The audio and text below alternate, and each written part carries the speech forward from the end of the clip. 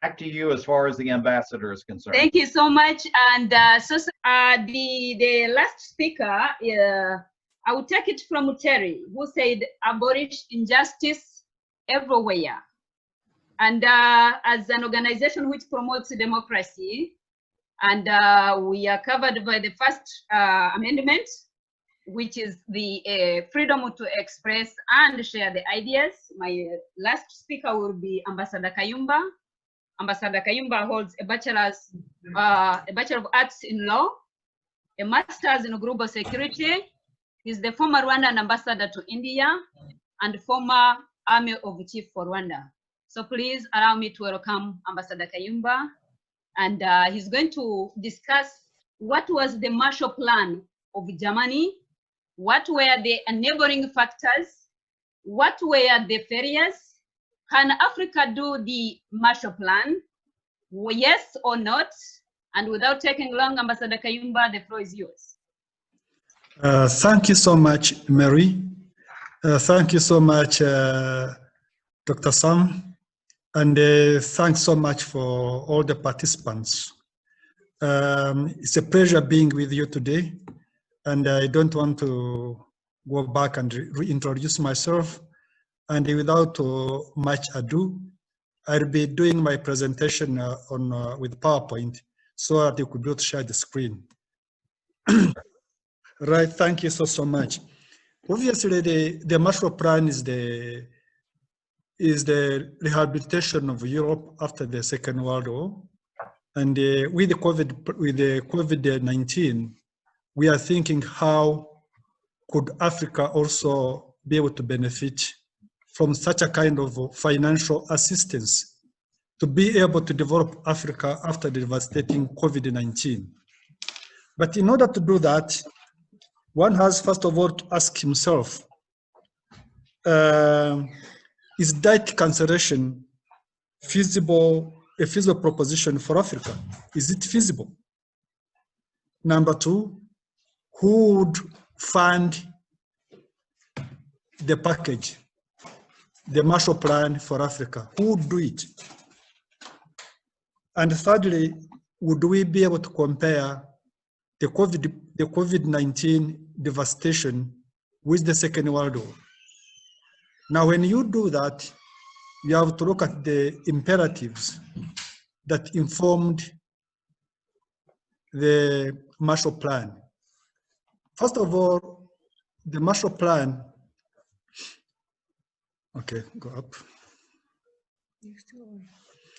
Well, the Marshall Plan was informed by a number of imperatives. Number one, it was the political imperative, which was mainly the trial to unify Europe through economic integration on the US model, meaning that the intention was to build the United States of Europe with the help of America. The second consideration was the ideological reason, and the ideological reason was to fight communism. At that time, communism had started spreading in the parts of Eastern Europe, and Western Europe and America was afraid of communism. And therefore, they had to find a way of fighting communism. The third element was the social element, especially a lot of European immigration to the United States. Who supported? They supported the Marshall Plan, and particularly that's why they came up with a bipartisan approval of the Marshall Plan. However, there's another underpin, which was the economic underpin, and that was to boost exports and imports from America to Europe and vice versa. We should also recall that there was also a diplomatic reason, because America had been in isolation. There was therefore an intention for America to place itself at the center of diplomacy in view of the fact that the Soviet Union was trying to impose itself on Europe. So America wanted to impose itself on Europe also. And thirdly, there was the problem that existed between the Soviet Union and the Allied forces and the blockade of Germany. And they had to create West Germany to make sure that countries like France, Greece, and Italy, which had communistic parties, had to be stopped, the spread of communism. And of course, there was the issue of security, because after Second World War, what would follow? Would therefore have Europe that would be fragmented. There was therefore a reason for them to create a security arena, and that security arena was meant to create NATO. In that regard, we look at those imperatives as the reason why the Marshall Plan was created. Now, let's look now at what is taking place. Try to look at what's taking place now in Africa. When you look at Africa, there is a little bit of a difference. The African Union is a loose kind of organization. European countries and America in particular would prefer to deal with individual countries instead of dealing with the African Union as a whole. In terms of economics, while there was an intention to build the European Union and to integrate European countries, in Africa, America prefers to deal with Africa on an individual basis through AGOA, the Africa Growth Opportunity Act. Instead of working together with Africa, they prefer to work with countries separately. Then there is a social kind of situation. While it was very easy, and a lot of Europeans after the Second World War were encouraged to migrate to Europe and America. Today in America, you see these issues of the immigration and the customs enforcement, ICE, trying to block people from Africa and other countries to migrate to America and other places. And certainly the question of communism is no longer there. There is no ideological reason that communism could be stopped, let me say, in Africa.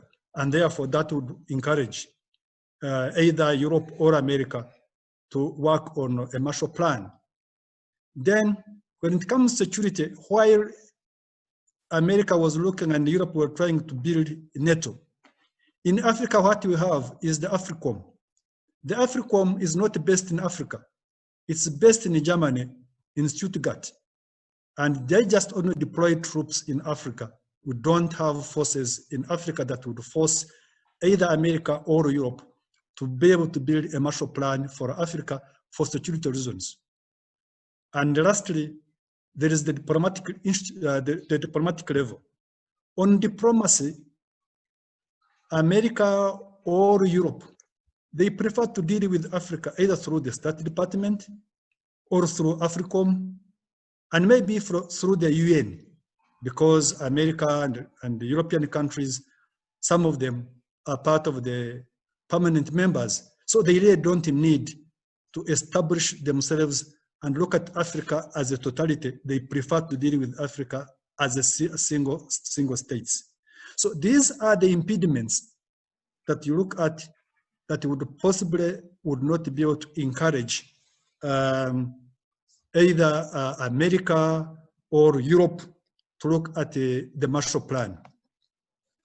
However, when you look at Africa, what does it present? When you look at the slide on the right, you can see Africa is a myriad of disjointed nations. While after the Second World War, Europe was more or less integrated as states politically and economically almost homogeneous. Then there is a question of the deficit, political deficit in Africa and the problems of accountability. Yet that was not the situation that pertains after the Second World War. We also look at the situation of the multilateral debt relief of 2005, a lot of countries in Africa, the debt was completely wiped out. But what is the situation today? The situation today is that countries are more indebted than they were in 2005. And that's not encouraging for anybody to think about a Marshall Plan for Africa, because a lot of African countries have also accumulated a lot of debt. So people also look at what is the role of business in Africa. You find the amount of money that's given to Africa does not go to business. A lot of it goes to the ruling elite, and a lot of it is sometimes swindled and put into foreign banks. So these are some of the problems that Africa has.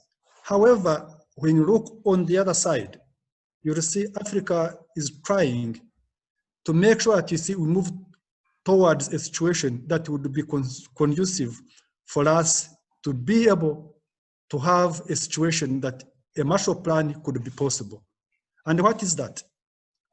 You can see there is a tendency to move towards effective systems of governance, to make in Africa a place to live, a place to work, and a place to invest. And some countries, not all of them, in Africa have actually made strides towards that direction. There is private sector innovation and finance. If you look at certain countries, particularly in Nigeria, Ghana, Kenya, South Africa, Botswana, you can see there is a lot of innovation and finance going into it and building a private sector. However, we need to accelerate industrial development so that we can go to curb on export of raw materials and processed commodities, and also vulnerability against external and internal shocks. And this is a big problem. We also need to make sure that we build on gender equality and the empowerment of women and youth, because this forms the majority of our population, and we need to empower the majority of our population, and that's the women and the youth. And then move towards regional integration to be able to create a common market for Africa. And in order to do that, in order to look at climatic change, social development, data development, and then build an African continental free trade area. Now, these are the issues, if put together, would be able to entice and encourage investment in Africa, just like America was encouraged to invest in Europe after the Second World War. Now, when we do this, we look at the assumptions. There are a number of assumptions when you look at what can happen. And some of the assumptions are, do we have resources? Who is going to give the resources? Because today, when you look at America, the understanding, and particularly diplomatically, the policies are much more about America instead of looking at the whole world. Because if you look at what has taken place in America, it seems like America is now withdrawing again towards isolation instead of becoming an international leader. At the same time, we look at the capacity of the African countries. Do they have the capacity to absorb these loans? Some of them, yes. Some of them, no. And because Africa is not an integrated country, then you have these problems, because some countries can absorb, others cannot absorb. I had already talked about the question of indebtedness. I don't have to repeat. And then when you are going to allocate these resources, how do you allocate these resources? We must have empirical economic data that can be used to be able to know where these resources should be allocated. Then the question of monitoring. And also, we must recognize that when our resources are given to Africa, we have a lot of foreign consultants, people who go consulting and they take 30, 40% of the resources. Now, when we look at when the Marshall Plan was instituted, there were no such consultants that had to go and take money from Europe, except the 5% that was given the CIA to fight communism. So now, when we look at this, we have to compare it now with the COVID. What are you going to do with the COVID? Because we have COVID coming in, and we have to deal with the situation.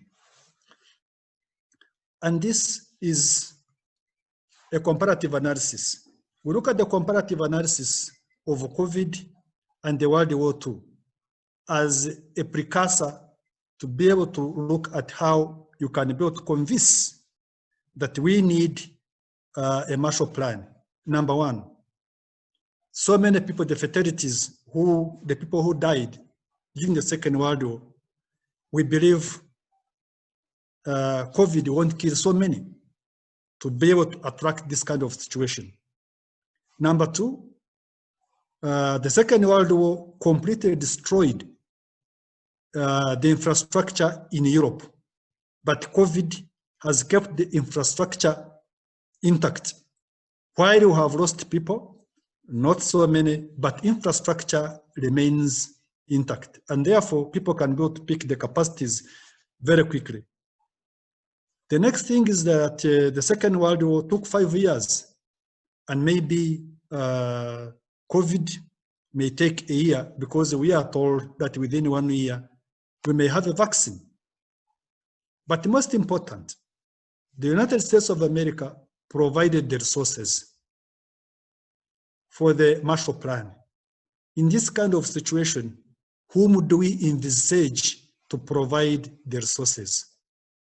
Particularly when the world is becoming towards much more of a popularist and some kind of nationalistic thinking. So who is going to provide the resources? Now, we have to go now to the aftermath of COVID. Having seen all this, what is the aftermath of COVID?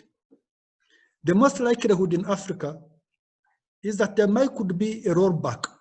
There could be a rollback on the democracy that had already been obtained. We have seen certain countries, they have brought in laws, regulations that are so draconian. In which case, therefore, what do we expect to happen? You can see that certain countries that even refuse to have any regulations, and Tanzania, Burundi, these people have not had any regulations. Now, what is the accountability there? So there could be a rollback on the gains on democracy. Number two, there could be a pushback from the populations. Why? Because the social networks in Africa are so limited. While in Europe and America, people are being paid for not working, people are being fed. In Africa, that's not the situation. Is that sustainable? Maybe after COVID, we could see a lot of riots, we could see a lot of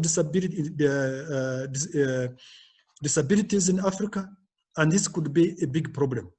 And it could have some social and economic unrest in Africa. Now, the world is much more divided than it was during the Second World War.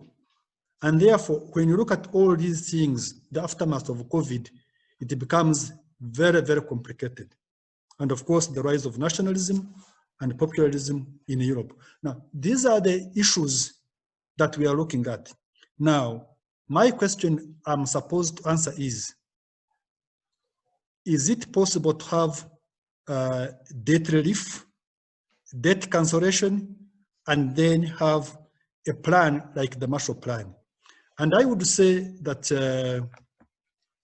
it is possible that we could have, in conclusion, we could be able to have debt cancellation in Africa. But if we have a debt cancellation in Africa and the creation of a Marshall Plan, there must be conditionalities. And what are those conditionalities? Number one, governance and the rule of law. If there is no governance and the rule of law, how do you monitor, how do you run a situation like the Marshall Plan in a dictatorship? That would be very, very difficult. Number two, how do you run a Marshall Plan in a situation where economies are disjointed? That's very difficult. Number two, we must look at the human rights violations and our human rights situation. What is the point of throwing money in a state where human rights are being violated? Who are the beneficiaries? If you throw money in a country where people are being killed, who are the beneficiaries? Number three, we have to look at the current debt of a country against the GDP. If a country has a debt already which could be above 56% of its national GDP, now how do you give them money?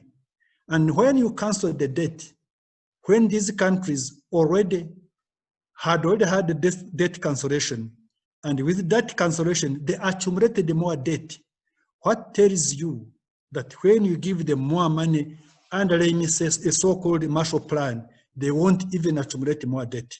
And that's a very big problem. So the answer therefore lies in accountability and the involvement of the private sector. If there is accountability and involvement of the private sector, then you can talk about the Marshall Plan. And of course, the empowerment of women and the youth. This is very, very important, because when you empower women, when you empower the youth, who form the majority and who have proved, because the youth can be able to innovate. Women have proved that they can create wealth, and they are more frugal than men in Africa. And therefore, we believe that if you empower women, if we empower youth, and our Marshall Plan is moving towards that segment of society, we are likely to obtain positive results. However, we must now be able to look, when you are going to talk about Marshall Plan and the cancellation of debt, what are we talking about? We are talking about you free the interest rate now on the current debts people have, you forgive the principal payment, and then this money that has been freed can now go to development. However, and this is a caveat, there is a problem. When money is given to African countries, there are illicit flows into foreign safe havens. If you see in my slide here, in Mauritania in 2018, it was reported that $148 billion were drained out of Africa annually, and that's equivalent to 25% of the average GDP of Africa. Now, this is a very big problem. If you have countries, currently when they get aid, the aid is taken to foreign countries. It's going to be very, very complicated that even when you bring in money under the so-called Marshall Plan, money won't be stolen. However, what is my view? My view is that the Marshall Plan should be considered. The debts could be cancelled, country by country, having looked at every single country's record. And from each country's record, then you can be able to build those countries so they can be able to provide as an example for those others which are lagging behind to be able to become as case studies to be able to move. But not to look at countries, some of them which are dictatorships, some of them killing their own people, others who don't want to leave power, and we just throw money at them. That won't be good for Africa. So we support debt cancellation. We support the building of Africa on the basis of Marshall Plan, but we must be very careful in how we implement. The implementation must be very clear so that we can be able to look at country by country, because there is nothing as to say there is anything uniform about Africa. And particularly in view of the fact that what we have now and what was pertaining in the world during the World War is very different, because we don't know who would be able to give the money and who won't be able to give the money. Thank you so much. Thank you, Mr. Ambassador, for speaking. Mary, we have actually 8 minutes left now before the official close. Okay. Do you want to give some questions to the ambassador, or do you want to have the final remarks? How would you like to proceed? Actually, I have a question for the ambassador. Excuse me? Yeah, sure. Yeah. So, so that you have seen the essence and the presentation was to give us a chance to do informed decisions as far as the Marshall Plan is concerned. And also we should know for the purposes of clarity that the Marshall Plan is a long-term goal, but the short-term goal is promoting infrastructure development on the continent, which is education, which is health infrastructure, which is clean water, and ensuring enough security on the continent.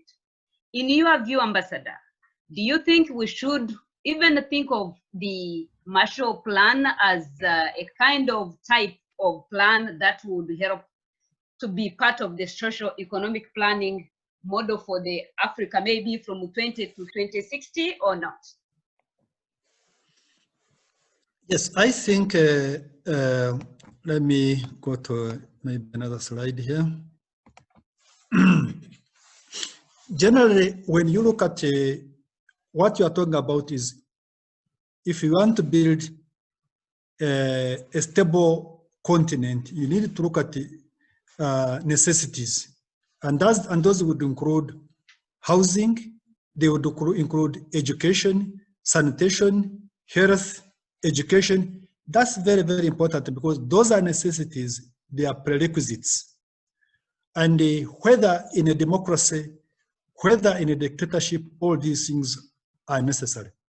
So that's why I support that a Marshall Plan to Africa should be considered, but countries must be put to task to make sure that all these things are built for the people. They should be built to be able to help the population instead of being given money and money is stolen. So definitely infrastructure that includes roads, water, railways, education is very, very important. But we must make sure that in doing that, countries which are lagging behind must be put under pressure, first of all, to increase their governance so that they can be able to get those benefits. Okay, the next question comes from David Anga. And the question is, Ambassador, how do we unite countries, especially that African countries seem to operate independently? And you said what made the Marshall Plan to succeed was because of the collaborative effort. Yes, you see, how African countries currently, through the African Free Trade Area and the African Union are trying to come together. They have come to a realization that fragmentation is a problem. And so they are coming together to be able to build those kind of synergies that bring together a customs union, common market, so that Africa becomes integrated. If that one is done, then what you are asking for is possible. But as long as African states are fragmented, it is very difficult because they are not united.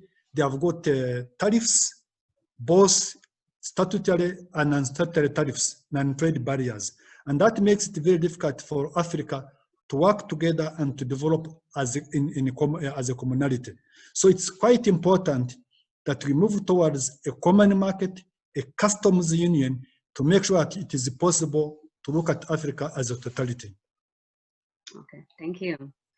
Well, thank you so much, Ambassador Kayumba. For the listeners and participants, I take a pleasure to come from Rwanda, and he was once my leader, and we promote democracy Apparently, you have seen the tangible knowledge that he has shared. But I want also to remind the listeners that Ambassador Kayumba has survived 2 assassination attempts in South Africa. So he's a survivor, if we would so call it, but with the potential knowledge, and that shows you how much dictatorship is deadly of. Imagine wishing that such a kind of a human being shouldn't be existing. If you have seen, I had to name him different names. I did it intentionally, but I wanted freedom to be on this panel. And since we are promoting democracy and freedom, there is no way I would just say, well, he's, we are promoting equality and right to life and happiness. If we do so, we do it to all. We may disagree in ideas. We may disagree in ideology. We may disagree in opinions. But by the end of the day, there is nobody who has got a right to take one's life off this earth just because you don't agree. That would be take me also to the issue of racism and unrest here. My dear Americans, I am an American, a new American, but with zeal and determination to make America great. Just like I love Africa, I love America. I want to see it being a fruitful continent for all the people who are living in it. When we consider all the good things that love has brought on us, I think we can promote love as opposed to hate. I also know that not all people in the community are bad. What happened to George Floyd, that is one apple. Not all whites are that way. I have worked with the tremendous, important, and very wonderful whites who are very wonderful and useful. We have to stand and say, if we have one apple in the community, we are not going to stand with one apple. But also I know that our, my fellow blacks, like Nelson Mandela said, when he was getting out of jail, he realized that once he does not forgive, there would have been a possibility that he was going to live under jail mentally, although he would have left jail physically. So for today, as we close the panel, I urge each black, of which I am, by the way, to forgive, because reconciliation requires two things. And I come from Rwanda. We had a war-torn country. You had the genocide. Reconciliation takes 2 people, the victor and the victim. But also to realize that that was done. You teach history as it was. You reset the mind and you build a nation. And that is my conclusive remarks for this panel. I thank you so much. Tomorrow we have another one, a wonderful one on human rights, building strong institutions. Please be part of the panel. I thank you. We are going now to give 20 minutes for the French translation for the audience that would be on this forum, and that would be Frank Jocaten. Are you there?